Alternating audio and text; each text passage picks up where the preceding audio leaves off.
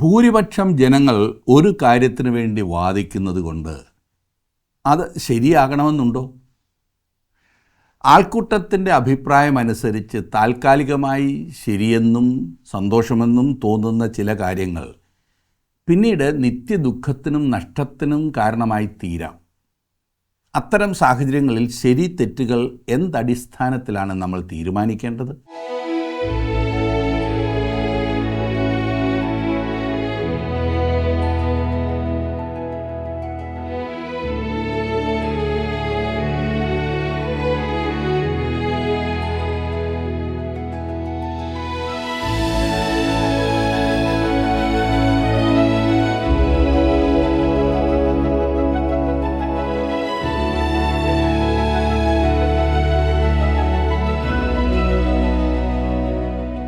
ജീവസന്ദേശത്തിൻ്റെ കേൾവിക്കാർക്ക് ഞങ്ങളുടെ സ്നേഹവന്ദനം. ദുശാഠ്യമുള്ള ഇസ്രയേൽ ജനവും അവരുടെ ഇഷ്ടത്തിന് വഴങ്ങി അവരെ അഴിച്ചുവിട്ട ശുശ്രൂഷകനായ അഹരോനും ചേർന്ന് നടത്തിയ ആരാധന ദൈവത്തിൻ്റെ ഉഗ്ര കോപത്തിന് കാരണമായി. എങ്കിലും മോശയുടെ സമയോചിതമായ മധ്യസ്ഥതയിലൂടെ ദൈവകോപം ശമിച്ചു.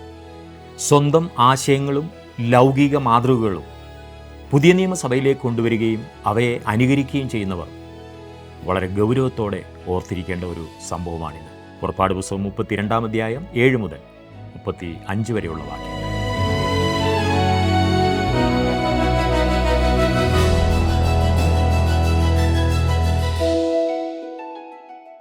ഭൂരിപക്ഷത്തിൻ്റെ അഭിപ്രായത്തിനനുസരിച്ച് നീങ്ങുന്നതായിരിക്കും ശരിയും നല്ലതും എന്ന ഒരു ധാരണ ഇന്ന് പ്രബലമാണ്. ഭൂരിപക്ഷത്തിൻ്റെ ആവശ്യമനുസരിച്ച് പ്രവർത്തിച്ച അഹ്റോൻ്റെയും അവൻ്റെ കൂട്ടരുടെയും വലിയ പരാജയത്തെക്കുറിച്ചാണ് ഇന്ന് നാം പഠിക്കുവാൻ പോകുന്നത്. സംഭ്രമാത്മകമായ രംഗങ്ങളാണ് പുറപ്പാട് പുസ്തകം 32-ാം അധ്യായത്തിലുടനീളം കാണുന്നത്. ജനത്തിൻ്റെ സമ്മർദ്ദത്തിന് വഴങ്ങുന്ന അഹ്റോൻ ഒരു കാളക്കുട്ടിയെ ഉണ്ടാക്കും. ഇസ്രായേൽ ജനം അവരുടെ വിളിയും ദൈവജനമെന്ന പദവിയും മറന്നങ്ങ് പ്രവർത്തിച്ചു. ദൈവകോപം അവരുടെ മേൽ ജ്വലിച്ചു. എന്നാൽ മോശ ജനത്തിനു വേണ്ടി ദൈവത്തോട് ഇടപെടുന്നു. നിൻ്റെ ബലമുള്ള ഭുജത്താൽ മിസ്രൈമിൽ നിന്നും വീണ്ടെടുക്കപ്പെട്ട നിൻ്റെ ജനമാണവർ, അവരെ തള്ളിക്കളയരുത് എന്ന് ജനത്തിനു വേണ്ടി കരഞ്ഞ് പക്ഷപാതം ചെയ്യുന്ന മോശയെ നാം കാണുന്നു. പാപികളായ ജനത്തോട് ഏകീഭവിക്കുവാൻ തയ്യാറാകുന്ന മോശ ക്രിസ്തുവിൻ്റെ മുൻകുറിയാണ്. ജനത്തിൻ്റെ ദുശാഠ്യത്തിന് മോശ ദൈവത്തോട് മാപ്പ് ചോദിച്ചു. മോശയുടെ മധ്യസ്ഥ പ്രാർത്ഥന മാത്രമാണ് വിഗ്രഹാരാധന എന്ന കൊടിയ പാപം ചെയ്ത ഇസ്രായേല്യരെ ദൈവസന്നിധിയിൽ നിന്ന് തള്ളിക്കളയാതിരുന്നത്. 32-ാം അധ്യായത്തിൻ്റെ ആദ്യത്തെ 2 വാക്യങ്ങൾ തന്നെ ഞാൻ ആരംഭിക്കാം.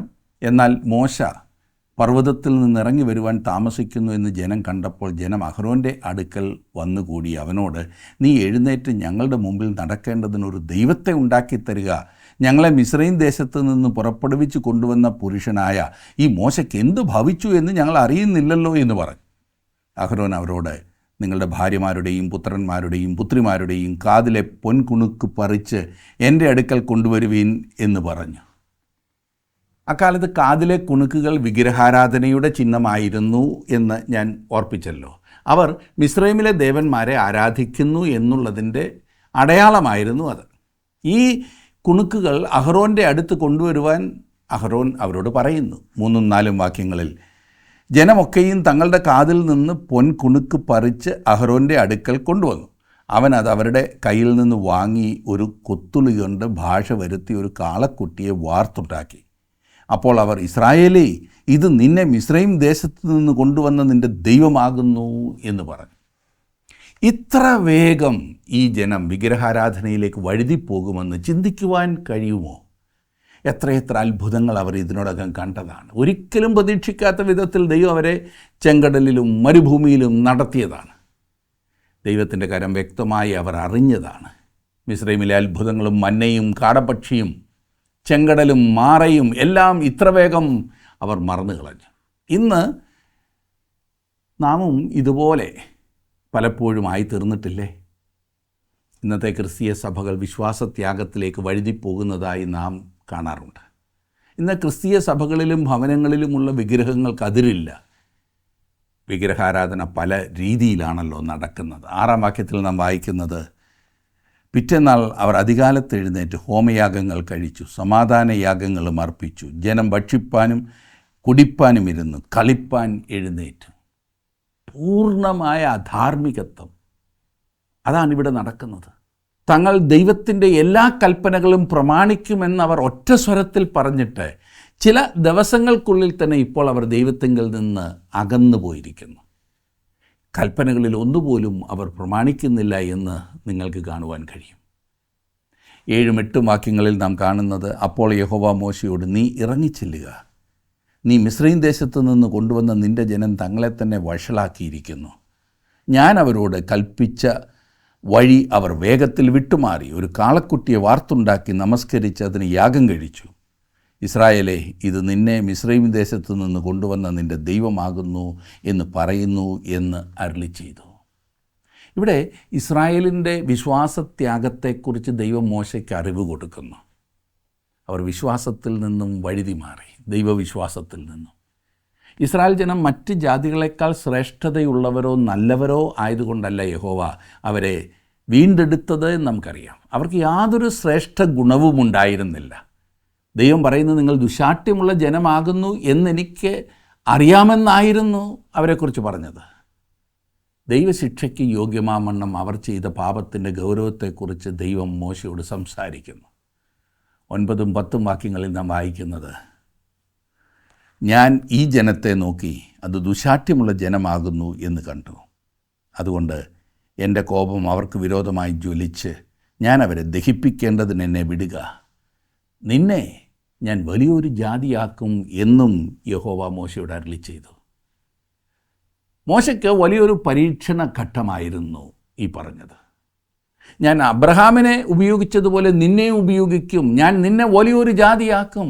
അബ്രഹാമിനോട് ഞാൻ ചെയ്ത നിയമം നിറവേറ്റുവാൻ ഞാൻ ഇന്ന് മതിയായവനാണ്. അത് നിന്നിലൂടെ ഞാൻ ചെയ്യുവാൻ പോവുകയാണെന്ന് ദൈവം മോശയോട് പറഞ്ഞു. ആ വലിയ ഉടമ്പടിയുടെ ആഴം മോശയ്ക്ക് വ്യക്തമായിട്ടറിയാമായിരുന്നു. കർത്താവായ യേശുക്രിസ്തു വന്നു പിറക്കുവാനുള്ള വംശത്തെ മോശയിലൂടെ ദൈവം ഉണ്ടാക്കിയെടുക്കുമെന്നുള്ളതാണ് മോശയോട് പറയുന്ന ഈ വാക്കുകളിലൂടെ ദൈവം ഉദ്ദേശിക്കുന്നത്. മോശ ചെയ്തത് എന്താണെന്ന് ശ്രദ്ധിക്കുക. മോശ ജനത്തിനു വേണ്ടി ദൈവം മുൻപാകെ ഇടിവിൽ നിന്നു. തിരുവചനത്തിൽ ഏറ്റവും ശ്രേഷ്ഠമായൊരു പ്രാർത്ഥനയാണ് നമ്മൾ തുടർന്ന് കാണുന്നത്. 32-ാം അധ്യായത്തിൻ്റെ 11-ാം വാക്യം. എന്നാൽ മോശ തൻ്റെ ദൈവമായ യഹോവയോട് അപേക്ഷിച്ച് പറഞ്ഞത്, യഹോവേ, നീ മഹാബലം കൊണ്ടും ഭുജവീര്യം കൊണ്ടും മിസ്രയീം ദേശത്ത് നിന്ന് കൊണ്ടുവന്ന നിൻ്റെ ജനത്തിന് വിരോധമായി നിൻ്റെ കോപം ജ്വലിക്കുന്നത് എന്ത്? മോശ ദൈവത്തെ ചോദ്യം ചെയ്യുന്നു. ദൈവം മോശയോട് ചോദിക്കുന്നതൊന്ന് ശ്രദ്ധിക്കൂ. 7 മുതൽ 10 വരെയുള്ള വാക്യങ്ങൾ. നീ മിസ്രയീം ദേശത്തു നിന്നും കൊണ്ടുവന്ന നിൻ്റെ ജനം തങ്ങളെ തന്നെ വഷളാക്കിയിരിക്കുന്നത് നീ കാണുന്നുണ്ടോ? മോശ ദൈവത്തോട് പ്രത്യുത്തരം പറയുന്നു, ദൈവമേ, നിനക്ക് തെറ്റ് പറ്റിയെന്നാണ് ഞാൻ വിചാരിക്കുന്നത്. മിസ്രയീമിൽ നിന്നും ഞാൻ ആരെയെങ്കിലും കൊണ്ടുവന്നതായി ഞാൻ ഓർക്കുന്നില്ല ദൈവമേ. അവർ എൻ്റെ ജനമല്ല, അവർ നിൻ്റെ ജനമാണ്. നീയാണ് അവരെ മിസ്രയീമിൽ നിന്നും പുറപ്പെടുവിച്ചു കൊണ്ടുവന്നത്. അത് നീ നിൻ്റെ ബലമുള്ള കൈകൾ കൊണ്ടാണ് പ്രവർത്തിച്ചത് കർത്താവേ. അവരെ പുറപ്പെടുവിച്ചു കൊണ്ടുവരുവാൻ എനിക്ക് കഴിയുമായിരുന്നില്ല ദൈവമേ. അഖിലാണ്ടത്തിൻ്റെ സൃഷ്ടാവായ സർവശക്തനായ സർവവ്യാപിയായ സർവജ്ഞാനിയായ വിശുദ്ധനായ ദൈവത്തോട് കൃമിയായ ഒരു മനുഷ്യൻ പറയുന്നത് ശ്രദ്ധിക്കൂ. ഈ വിധത്തിൽ ദൈവത്തോട് സംസാരിക്കുന്നതിനെക്കുറിച്ച് നിങ്ങൾക്ക് ചിന്തിക്കുവാൻ കഴിയുമോ? മോശ അപ്രകാരമാണ് ചെയ്തത്. അവൻ ദൈവത്തോട് അത്ര അടുപ്പമുണ്ടായിരുന്ന മനുഷ്യനാണ്. 12-ാം വാക്യത്തിൽ നാം കാണുന്നത്, മലകളിൽ വെച്ച് കൊന്നുകളയുവാനും ഭൂതലത്തിൽ നിന്ന് നശിപ്പിപ്പാനും അവരെ ദോഷത്തിനായി അവൻ കൊണ്ടുപോയി എന്ന് മിസ്രയീമ്യരെ കൊണ്ട് പറയിക്കുന്നത് എന്തിന്? നിൻ്റെ ഉഗ്രകോപം വിട്ടുതിരിഞ്ഞ് നിൻ്റെ ജനത്തിന് വരുവാനുള്ള ഈ അനർത്ഥത്തെക്കുറിച്ച് അനുതപിക്കണമേ. മോശ ഇപ്പോൾ ദൈവത്തോടൊരു താർക്കികൻ ചെയ്യുന്നത് പോലെ ന്യായാന്യായങ്ങളെക്കുറിച്ച് സംസാരിക്കുകയാണ്. യഹോവേ, നീ ജനത്തെ മിസ്രയീമിൽ നിന്നും പുറപ്പെടുവിച്ച് കൊണ്ടുവന്നു. എന്നാൽ വാഗ്ദത്ത ദേശത്ത് നീ അവരെ എത്തിച്ചില്ലെങ്കിൽ എന്തായിരിക്കും അവസ്ഥ? അങ്ങനെയെങ്കിൽ മിസ്രയീമിൽ നിന്ന് ദൈവം അവരെ പുറപ്പെടുവിക്കുവാൻ പ്രാപ്തനായിരുന്നു. എന്നാൽ വാഗ്ദത്ത ദേശത്ത് കൊണ്ടുവന്നാക്കുവാൻ ദൈവത്തിന് കഴിഞ്ഞില്ല എന്ന് മിസ്രയീമ്യർ പറയുവാനിടയാകും. യഹോവേ, അവർ നിൻ്റെ ജനമാണ്. അവരെ വാഗ്ദത്ത ദേശത്ത് കൊണ്ടു ചെന്നാക്കാമെന്ന് നീ അവരോട് വാഗ്ദാനവും ചെയ്തിട്ടുണ്ട്. മോശ ഇങ്ങനെ ദൈവത്തോട് പറയുന്നു. ഇസ്രായേൽ മക്കൾക്ക് നേരെയുള്ള ദൈവകോപം ഉപേക്ഷിക്കുന്നതിന് മൂന്നാമതൊരു കാരണവും കൂടെ മോശ ദൈവത്തിന് നൽകുന്നതാണ് 13-ാം വാക്യത്തിൽ കാണുന്നത്. നിൻ്റെ ദാസന്മാരായ അബ്രഹാമിനെയും ഇസഹാക്കിനെയും ഇസ്രായേലിനെയും ഓർക്കണമേ.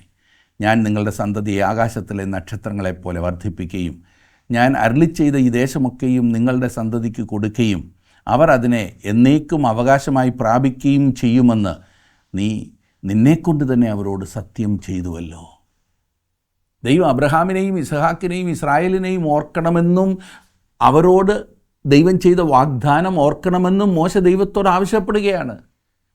14-ാം വാക്യത്തിൽ അപ്പോൾ യഹോവ തൻ്റെ ജനത്തിന് വരുത്തുമെന്ന് കൽപ്പിച്ച അനർത്ഥത്തെക്കുറിച്ച് അനുതപിച്ചു. നിങ്ങൾക്കിത് ചിന്തിക്കുവാൻ സാധിക്കുമോ? മോശ അപ്രകാരം പ്രാർത്ഥിച്ചപ്പോൾ ദൈവം തൻ്റെ തീരുമാനത്തിന് മാറ്റം വരുത്തുന്നു. ഇന്ന് നമ്മൾ പ്രാർത്ഥിക്കുമ്പോൾ കൂടുതൽ പരമാർത്ഥത ഉള്ളവരായിരുന്നെങ്കിൽ നമ്മുടെ പ്രാർത്ഥനകൾക്ക് ഇത്തരത്തിൽ ദൃശ്യമായ മറുപടികൾ കാണുവാൻ കഴിയുമായിരുന്നു എന്നാണ് ഞാൻ ചിന്തിക്കുന്നത്.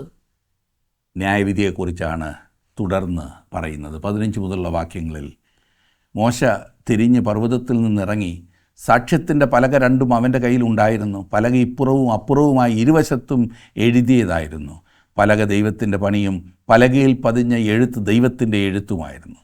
ജനം ആർത്തു വിളിക്കുന്ന ഘോഷം യോശുവ കേട്ടപ്പോൾ അവൻ മോശയോട് പാളയത്തിൽ യുദ്ധഘോഷമുണ്ട് എന്ന് പറഞ്ഞു. അതിനവൻ ജയിച്ചാർക്കുന്നവരുടെ ഘോഷമല്ല, തോറ്റ് നിലവിളിക്കുന്നവരുടെ നിലവിളിയുമല്ല, പ്രതിഗാനം ചെയ്യുന്നവരുടെ ഘോഷമത്രേ ഞാൻ കേൾക്കുന്നത് എന്ന് പറഞ്ഞു. അവൻ പാളയത്തിന് സമീപിച്ചപ്പോൾ കാളക്കുട്ടിയെയും നൃത്തങ്ങളെയും കണ്ടു.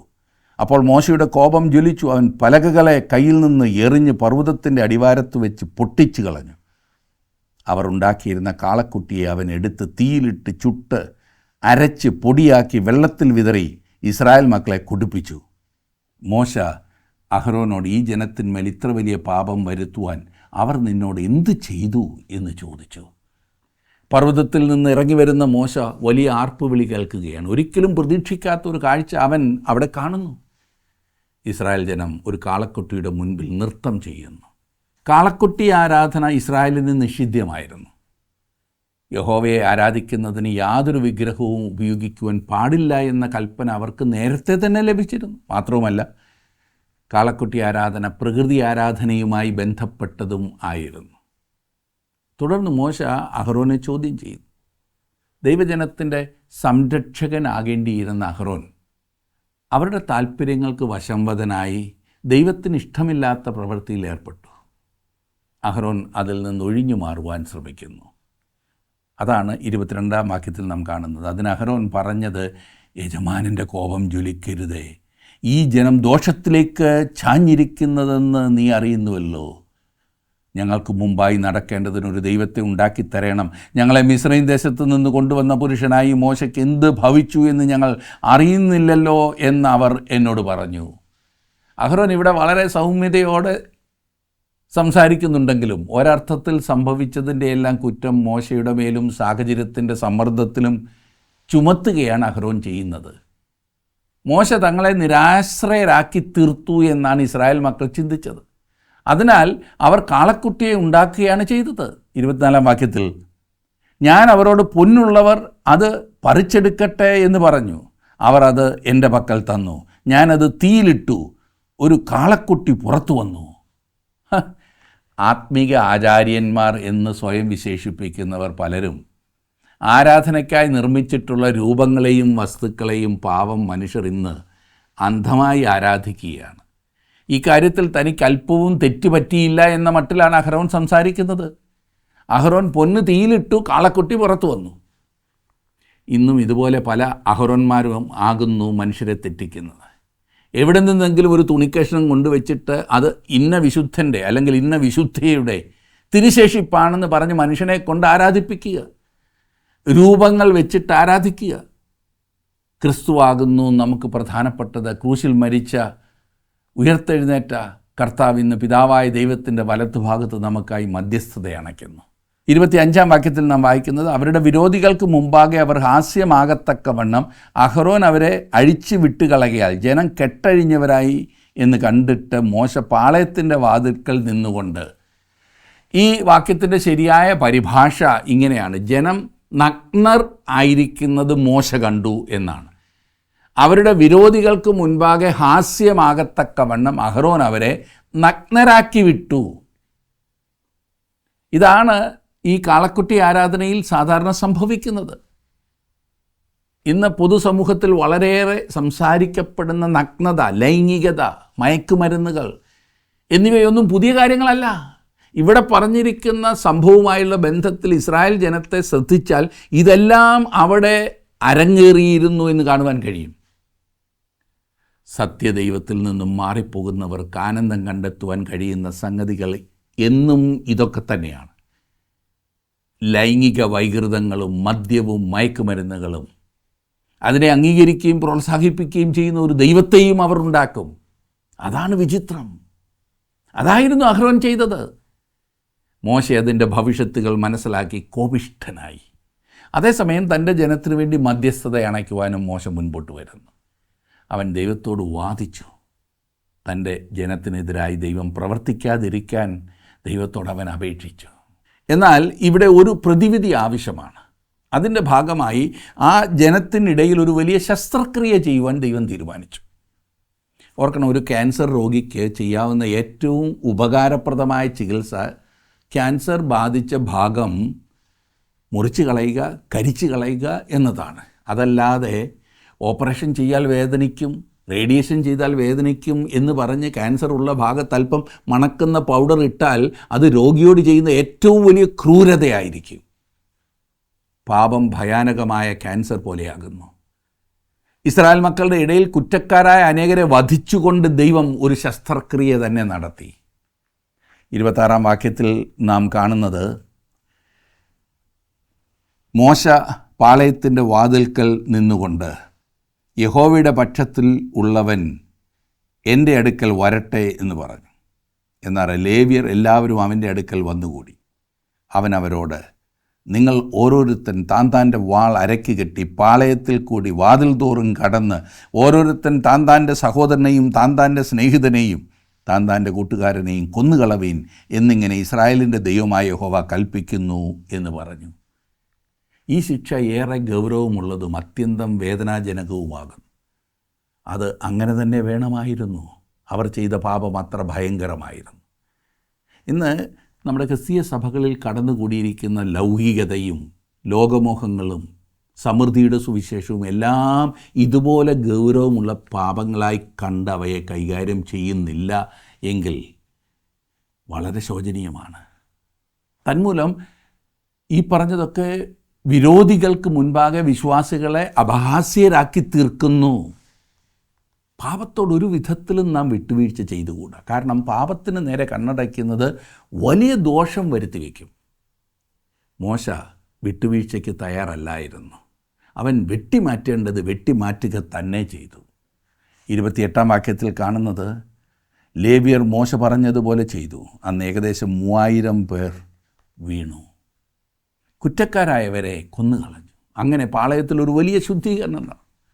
എന്നാൽ മോശയുടെ ഈ പ്രവൃത്തി ക്രൂരമായി പോയെന്നും അങ്ങനെ പാടില്ലായിരുന്നുവെന്നും വാദിക്കുന്ന അനേകരുണ്ട്. അങ്ങനെ വാദിക്കുന്നവരോട് ഒന്ന് ചോദിക്കട്ടെ, ദേശത്തിന് ബാധിച്ച ക്യാൻസർ ശസ്ത്രക്രിയയിലൂടെ നീക്കം ചെയ്യുന്നതായിരുന്നുവോ നല്ലത്, അതോ ക്യാൻസർ വളർന്ന് ദേശം നശിക്കുന്നതായിരുന്നുവോ വലുത്?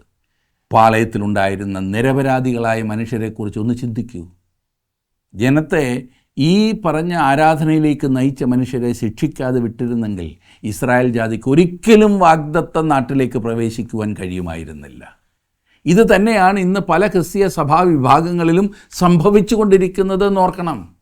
സകല ആത്മീയ ഓജസ്സും തേജസ്സും നഷ്ടപ്പെട്ട് സമൂഹത്തിൽ യാതൊരു സാക്ഷ്യവുമില്ലാതെ പല സഭകളും ഇന്ന് ജീവച്ഛവം ആയിത്തീർന്നിരിക്കുന്നു. ഒരു ഭാഗത്ത് ദൈവവചനത്തെ ഉപേക്ഷിച്ച് യുക്തിവാദവുമായി നടക്കുന്ന ലിബറൽ ചിന്താഗതിക്കാർ, മറുഭാഗത്ത് വചനത്തെ ഉപേക്ഷിച്ച് ആത്മീയമെന്ന് തോന്നുന്ന അനുഭവങ്ങളുടെ പുറകെ പോകുന്ന കരസ്മാറ്റിക്കുകാർ. ഈ ക്യാൻസറിനോട് സ്വീകരിക്കുന്ന മൃദു സമീപനം സഭകളെ നശിപ്പിച്ചുകൊണ്ടിരിക്കുന്നു. ഇവിടെ മോശയുടെ അപേക്ഷ ഒന്ന് ശ്രദ്ധിച്ചാലും 30-ാം വാക്യത്തിൽ, പിറ്റേന്നാൾ മോശ, നിങ്ങളൊരു മഹാപാപം ചെയ്തിരിക്കുന്നു. ഇപ്പോൾ ഞാൻ യഹോവയുടെ അടുക്കൽ കയറി ചെല്ലും.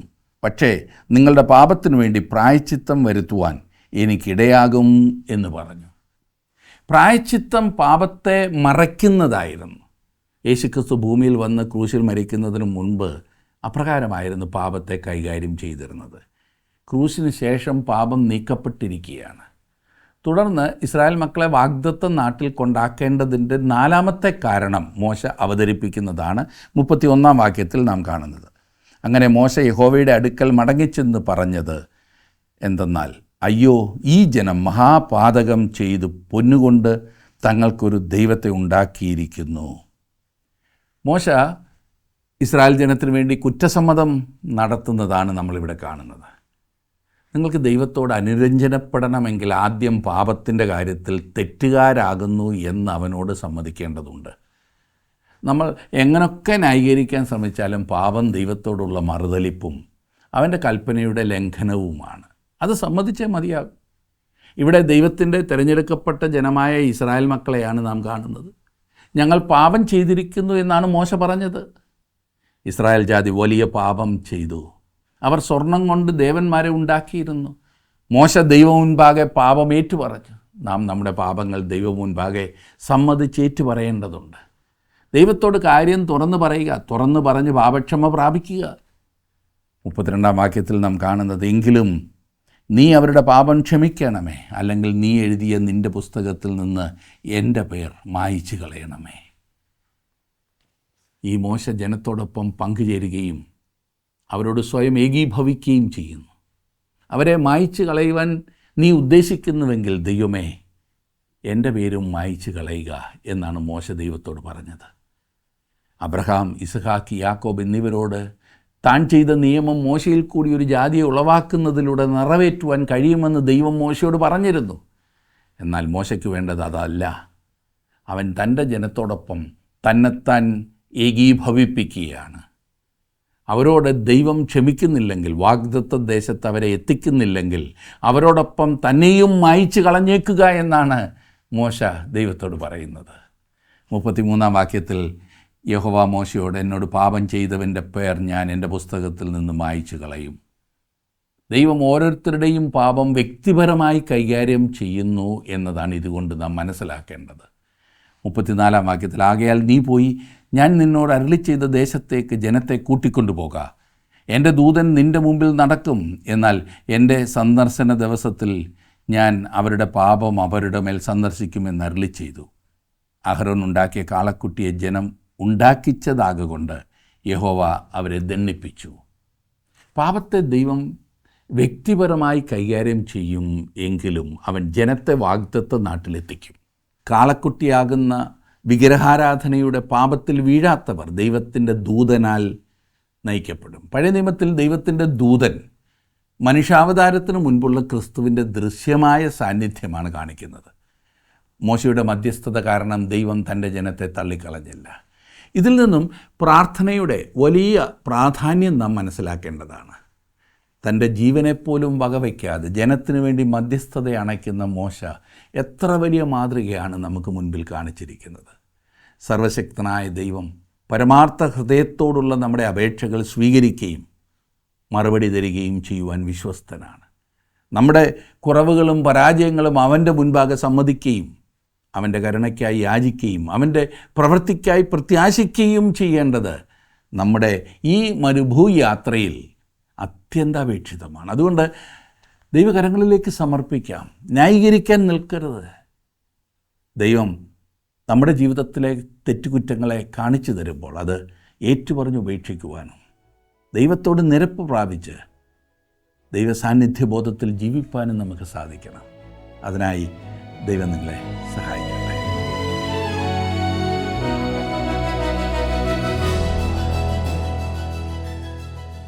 ദൈവനാമത്തെക്കുറിച്ചുള്ള ലേവ്യരുടെ എരിവ് നാം പ്രത്യേകം ശ്രദ്ധിക്കേണ്ട ഒരു കാര്യമാണ്. ദേവാലയത്തെക്കുറിച്ചുള്ള സമാനമായ എരിവ് കർത്താവായ യേശുക്രിസ്തുവിൻ്റെ ജീവിതത്തിൽ നമുക്ക് ദർശിക്കുവാൻ സാധിക്കും. ഉത്സാഹത്തിൽ മടുപ്പില്ലാതെ ആത്മാവിൽ എരിവുള്ളവരായി കർത്താവിനെ സേവിപ്പീൻ എന്ന് വിശുദ്ധ പൗലോസും റോമിലെ ദൈവജനത്തെ പ്രബോധിപ്പിക്കുന്നുണ്ടല്ലോ.